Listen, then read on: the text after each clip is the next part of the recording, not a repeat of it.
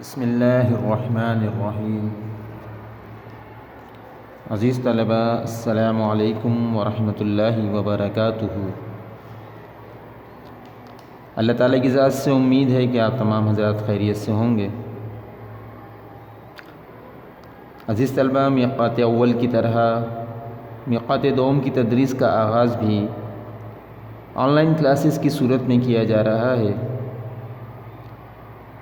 اور گزشتہ تجربے کی بنیاد پر یہ بات بھی سمجھ میں آ چکی ہے کہ اگر توجہ اور یکسوئی کے ساتھ ان لیکچرز کو دیکھا نہ جائے اور نہ ہی سمجھا جائے تو مقاصد تدریس حاصل نہیں ہو سکتے۔ اس لیے آپ سے گزارش ہے کہ روزانہ کا ایک ٹائم ٹیبل بنا لیں کہ کس وقت کون سا کام کرنا ہے، اور ویسے بھی ہر کامیاب انسان کے کام کرنے کا طریقہ یہی ہوتا ہے کہ وہ روزانہ کے کاموں کی ایک ترتیب بنا لیتا ہے، اس سے سارے کام آسان سے ہو جاتے ہیں اور اچھی طرح ہو جاتے ہیں۔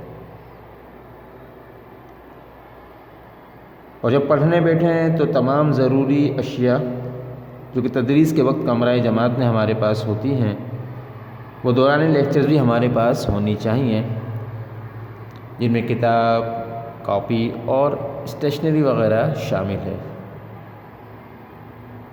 توجہ اور یکسوئی کے ساتھ اور دیگر تمام کاموں کو مؤخر کر کے بیٹھیں تاکہ جو کچھ سمجھایا جا رہا ہے وہ اچھی طرح ہماری سمجھ میں آ جائے۔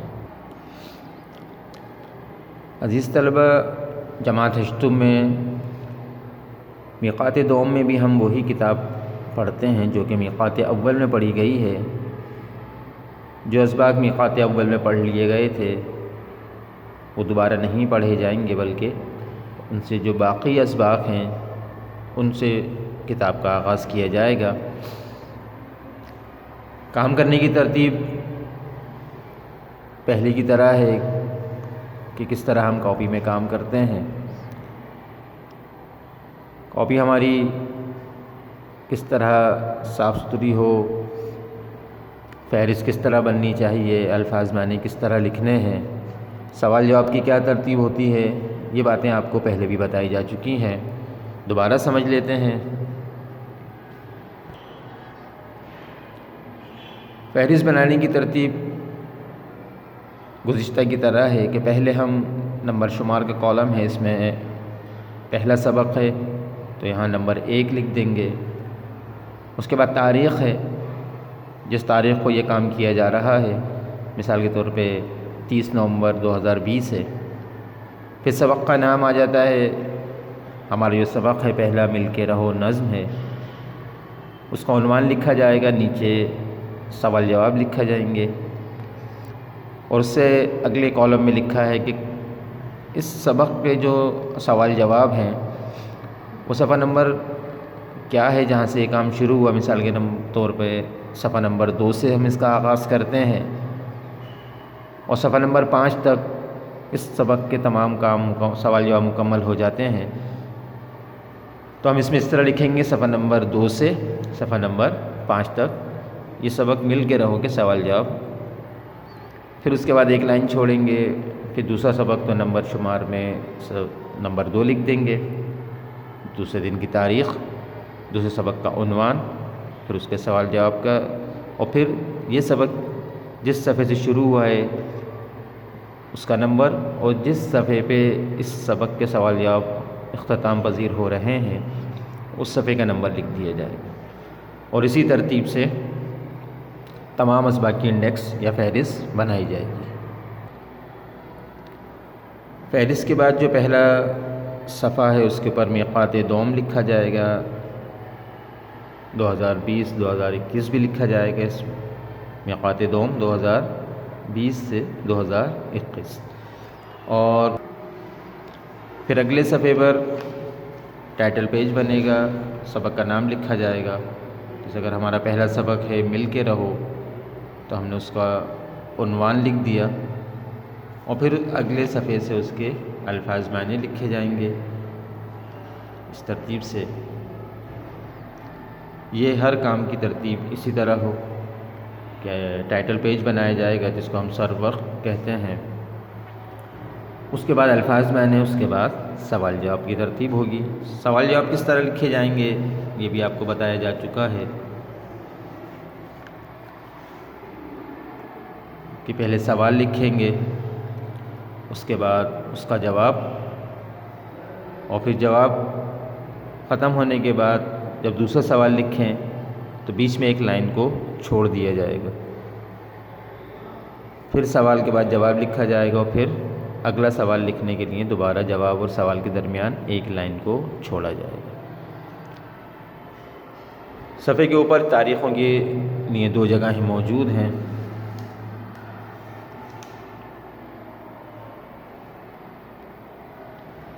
سیدھے ہاتھ کی طرف جو تاریخ ہیں اس میں ہم اسلامی تاریخ لکھتے ہیں، اور بیچ میں جو دائرہ ہے اس میں صفحات کے نمبرات درج کیے جاتے ہیں. صفحہ نمبر 1 سے لے کے صفحہ نمبر آخر تک جو ہے اہتمام سے تمام صفحات پہ آپ نمبرنگ کر لیں گے. اور الٹے جانب جو تاریخ کی جگہ ہے اس میں عیسوی تاریخ لکھی جاتی ہے. یہ روزانہ کی بنیاد پہ جو تاریخ ہوتی ہے جس دن ہم کام کرتے ہیں اس دن کی تاریخ لکھی جائے گی. امید ہے کہ کاپی کو سمجھ لیا ہے آپ حضرات نے کہ کس طرح تیار کرنا ہے، اس میں کام کس طرح کرنا ہے، سوال جواب کس طرح لکھنے ہیں. سلسلے کو آگے بڑھاتے ہیں. عزیز طلبہ، بورڈ پہ آپ دیکھ سکتے ہیں کہ سبق کا عنوان مل کے رہو یہ آپ کی درسی کتاب کے صفحہ نمبر 61 پہ موجود ہے. اس سبق کے الفاظ معنی جو کہ فرہنگ میں موجود ہیں ان الفاظ کے معنی یہاں تحریر کر دیے گئے ہیں. جیسے کہ پہلا لفظ ہے لہو، اس کا مطلب ہوتا ہے خون. دوسرا لفظ ہے آبا، اس کے معنی اجداد یعنی باپ دادا وغیرہ، اور یہ اب کی جمع ہے. اب واحد کے طور پہ لکھا جاتا ہے اور اس کی جمع آبا ہوتی ہے. اس کے بعد لفظ ہے ناز یعنی فخر، باعث فخر، قابل فخر. ملت قوم یا مسلمانوں کی جماعت یا گروہ. اس کے بعد لفظ ہے پیار، اس کا مطلب ہے محبت. اور آخری لفظ ہے چمن، اس کے معنی ہے پھولوں کا باغ. یہ الفاظ معنی آپ کاپی میں تحریر کر لیں گے جیسا کہ آپ حضرات کو بتایا گیا کہ فہرست کے بعد میقات دوم لکھ لیں، اس کے بعد ٹائٹل پیج بنا لیں، اور اس کے بعد جو پہلا صفحہ ہوگا اس پہ الفاظ معنی لکھ لیے جائیں. صفائی سے ایک سینٹر لائن ڈرا کر لیں، مارجن لائن ڈرا کر لیں. مارجن لائن دونوں جانب ڈرا کی جائیں گی.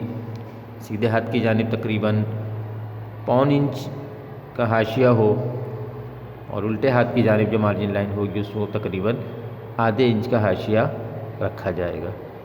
اسی ترتیب سے تمام صفحات پہ حاشیے ڈالے جائیں گے جس کے اندر دونوں جانب حاشیے ہوں گے، اور 1.25 انچ سیدھے جانب اور ½ انچ الٹے جانب یعنی بائیں جانب جو صفحہ کیا ہوگا اس کا فاصلہ تقریباً ½ انچ رکھا جائے گا.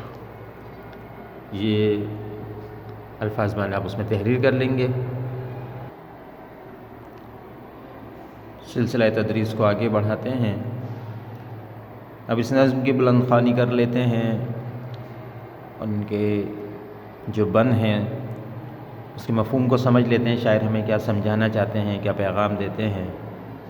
آپ کی کتاب کے صفحہ نمبر 61 پہ نظم موجود ہے، اس کا عنوان ہے مل کے رہو.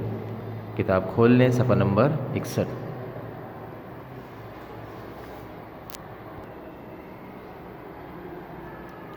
کتاب کے صفحہ نمبر 61 پہ شروع کرتے ہیں نظم. بسم اللہ الرحمن الرحیم. شاعر فرماتے ہیں ساری دنیا کے لیے پیار کی پہچان بنو، ساری دنیا کے لیے پیار کی پہچان بنو، جس پہ اللہ کرے ناز وہ انسان بنو. یعنی شاعر فرماتے ہیں کہ پوری دنیا میں پیار پھیلاؤ، محبت بانٹو، اور جیسا کہ ہمارا مذہب ہمیں پیار محبت کی تعلیم دیتا ہے اور ہمیں سکھایا جاتا ہے کہ ایثار، قربانی، محبت، بھائی چارگی، اخوت، عملاً ہم اس کو سمجھیں، اس پہ عمل کریں اور پوری دنیا میں پیار محبت کو بانٹنے والے بن جائیں، اور وہ مسلمان اور وہ کردار پیش کریں جو اللہ تعالیٰ کو پسند ہے۔ یعنی شاعر جس پہ اللہ کرے ناز، یعنی فخر کی چیز، جس پہ فخر کیا جاتا ہے، ایک چیز نہیں کہ انسان کے پاس دوسروں سے اچھی ہو، دوسروں سے ممتاز ہو، تو انسان فخر کے طور پہ ان کو دکھاتا ہے، دیکھو یہ چیز میرے پاس ہے۔ تو اللہ بھی، مخلوق تو ساری اللہ کی ہے، لیکن کچھ تو اس میں ایسے بھی ہیں نا جن پہ اللہ فخر کے ساتھ دیکھو یہ میرے بندے ہیں، یہ میرے بندے ہیں، جن پہ اللہ بھی دوسروں پہ فخر کر کے بتاتا ہے دیکھو یہ ہیں۔ تو ہم وہ بندے بنے، وہ مسلمان بنے جن پہ اللہ بھی فخر کرتا ہے، اور اس کے لیے عملی طور پہ جو ہمارے پاس ایک نمونہ ہے کہ ہمیں کیسے مسلمان بن جائیں جس پہ اللہ تعالیٰ بھی فخر کرے، تو صحابہ کرام رضوان اللہ علیہم اجمعین ہیں، جن کے بارے میں اللہ نے خود فرما دیا کہ وہ ایسے مسلمان تھے کہ زندگی میں اللہ نے ان کو رضاوت کا اپنے پروانہ جاری کر دیا کہ میں ان سے راضی ہوا۔ تو ہم صحابہ کرام کو سامنے رکھ کے اپنی زندگی ان کی طرز پہ لے کے آئیں گے تو انشاءاللہ اللہ تعالیٰ ہم سے بھی راضی ہوگا اور ہم سے بھی خوش ہو۔ پھر آگے فرماتے ہیں کتنی قربانیاں دے کے یہ وطن پایا ہے، پھول اجڑے ہیں ہزاروں تو چمن پایا ہے، یہ چمن اپنے ہی ہاتھوں سے نہ برباد کرو، اس میں شامل ہے شہیدوں کا لہو یاد کرو، اور تم جو آپس میں لڑو گے تو بکھر جاؤ گے، ملک ہی جب نہ رہے گا تو کدھر جاؤ گے، قوم و ملت کی نہ رسوائی کا سامان بنو، جس پہ اللہ کرے ناز وہ انسان بنو۔ اس بند شاعر وطن کی اہمیت، وطن کی قدر و قیمت ہمیں سمجھانا چاہتے ہیں کہ تم اس بات کو پڑھو، اس بات کو سمجھو کہ یہ وطن کتنی قربانیاں دے کے حاصل ہوا ہے، کتنی جانیں قربان کی گئیں، کتنی عصمتیں تار تار ہوئیں، لوگوں نے اپنے خاندان کو چھوڑا، اپنے گھروں کو چھوڑا، جن علاقوں میں پیدا ہوئے، جن محلوں میں پیدا ہوئے، محلوں کو چھوڑ دیا، رشتہ داروں کو چھوڑ دیا، اور پھر قربانیوں ایک طویل داستان ہے۔ تو ان قربانیوں کو سامنے تو رکھو کہ کتنی قربانیاں دی گئیں اس وطن کو حاصل کرنے کے لیے، اور پھول اجڑے ہیں ہزاروں تو چمن پایا ہے۔ یہ چمن جو بنا ہے ایسے نہیں بنا، اس چمن کو بنانے کے لیے، سنوارنے کے لیے ہزاروں پھول بھی اجڑے ہیں، یعنی وہ معصوم بچے جن کے والدین، جن کے بڑے، جن کے گھر والے اس تحریک میں، اس وطن کے لیے قربان ہو گئے، شہید ہو گئے، ان بچوں کو بھی تو سوچو کہ انہوں نے اپنے بڑوں کی قربانیاں دی ہیں، ان کے بڑوں نے اپنی جانیں قربان کی ہیں، انہوں نے اپنے بچوں کا نہیں سوچا، اور اپنے پھول جیسے معصوم بچوں کو گھروں پہ چھوڑا اور اس وطن کے لیے اپنی جانیں قربان کر دی۔ ان پھولوں کا بھی سوچو۔ آج جو ہم کہتے ہیں کہ ہمارا وطن ایک باغ کی طرح ہے، اس باغ کو بنانے کے لیے، اس چمن کو سجانے کے لیے جو پھول اجڑے ہیں ان کو بھی یاد کرو۔ پھر شاعر فرماتے ہیں کہ اس چمن کو اپنے ہاتھوں سے برباد نہ کرو، اپنے ہاتھوں سے برباد نہ کرو، بلکہ چمن کو دو اور آباد کرو اور خوبصورت بناؤ، خوشنما بناؤ، لیکن ایسے کام مت کرو کہ یہ چمن اپنے ہی ہاتھوں سے جو ہم نے بنایا ہے اپنے ہی ہاتھوں سے اس کو برباد کر دیں۔ پھر فرماتے ہیں اس میں شامل ہے شہیدوں کا لہو یاد کرو، اور اگر کوئی ایسا کام ہو تو سوچ تو لو کہ کوئی عام مٹی نہیں ہے یہ، اور نہ ہی یہ کوئی عام ملک ہے، اس کی مٹی میں شہیدوں کا مقدس خون شامل ہے، وہ مقدس لہو بہا ہے، وہ مقدس خون بہا ہے، پھر یہ مٹی، یہ وطن، یہ قوم حاصل ہوا، ان شہیدوں کا لہو بھی یاد کرو۔ پھر فرماتے ہیں کہ اگر آپس میں لڑو گے تو تمہاری طاقت ختم ہو جائے گی، تم بکھر جاؤ گے، تمہاری کوئی طاقت اور قوت نہ رہے گی، تم مل جل کے رہو، متحد رہو، اور اگر تم اسی طرح آپس میں لڑتے رہے اور اللہ نہ کرے ملک کی آزادی کو یا تمہاری آزادی کو کچھ نقصان پہنچا تو سوچو کہ ملک ہی جب نہ رہے گا تو کدھر جاؤ گے۔ پھر تمہارا ٹھکانہ کہاں ہوگا؟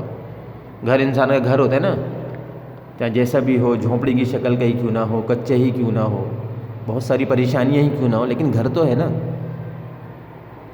کہ رات کو انسان تھکا رہا اپنے گھر میں تو جائے گا، لیکن جس کے بعد گھر ہی نہ ہو وہ کہاں جائے گا؟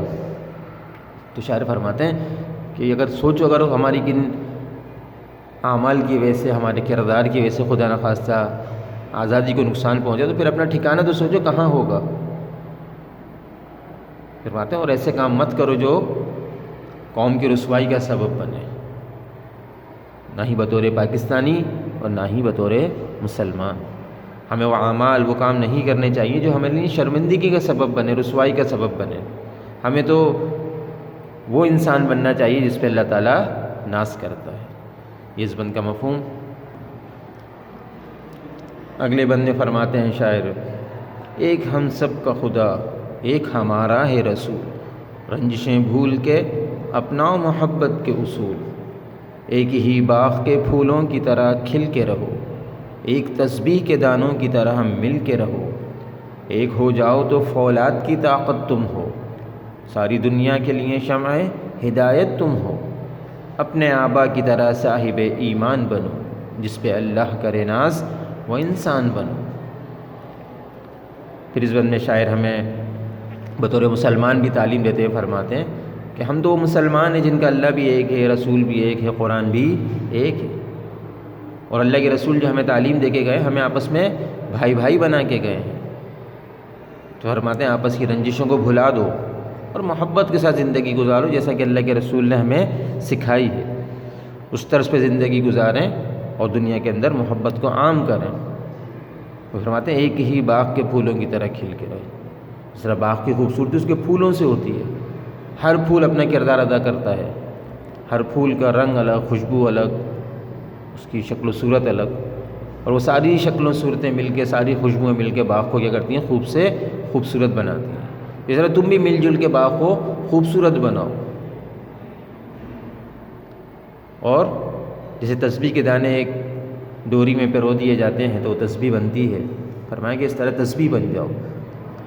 اگر ان دانوں کو دھاگے سے نکال دیا جائے اور وہ بکھر جائیں تو پھر وہ تسبیح تو نہیں رہی، اس کو تو پھر دانے کہا جائے گا، اور جب وہ ایک دھاگے میں پرو دیے جاتے ہیں تو تسبیح بن جاتی ہے، اور الگ الگ انفرادی ہوں تو وہ دانے کہلاتے ہیں، تسبیح نہیں کہلاتی۔ فرمائیں کہ تم بھی ایک قوم ہو، ایک ملت ہو، مسلمانوں کی ایک پہچان ہو، تم آپس میں مل کے رہو گے تو قوم بنو گے، ملت بنو گے، اور اگر علیحدہ علیحدہ رہو گے تو انفرادی پہچان تمہاری ہوگی لیکن ملت اور قوم سے تمہارا کوئی تعلق نہیں ہوگا۔